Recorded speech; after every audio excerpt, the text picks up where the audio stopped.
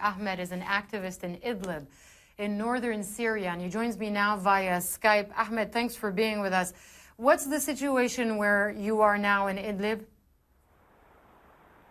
The situation is awful. The situation is awful. Over 93 people have been killed in Syria. In Syria today, 40 of them have been killed in the province of Idlib and mainly in Jabal al-Zawiya. Bodies were burnt until death, and constant shelling is taking place until this very moment in various places in the province of Idlib and over Syria in total. Even though in Hama, in Homs, in Deir ez-Zor, in Damascus itself, the same thing is happening. The regime is escalating its forces, the use of violent forces on these innocent people. Many people have been killed, even children were burnt until death.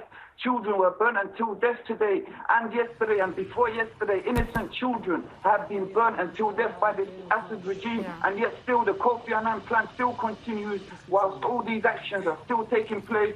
We cannot believe that the world is watching us being killed and slaughtered and children being burnt until death. Ahmed, let me jump in because you're on CNN International, and as you're mentioning the world, and you say the world basically is watching while this is all going on in Syria.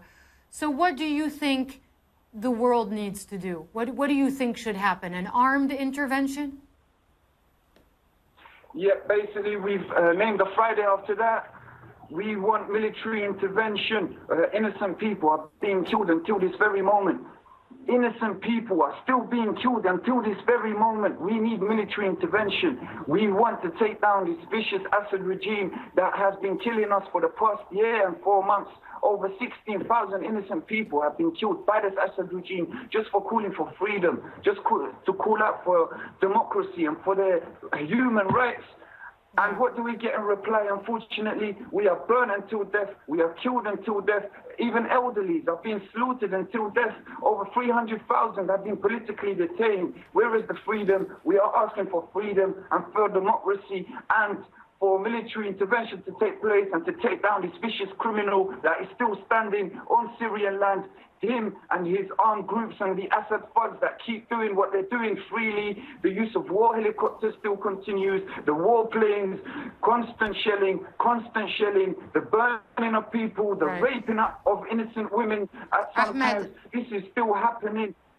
Ahmed, thanks very much. We can hear the emotion there in your voice as you as basically you plead with the world to do something about the spiraling violence in your country.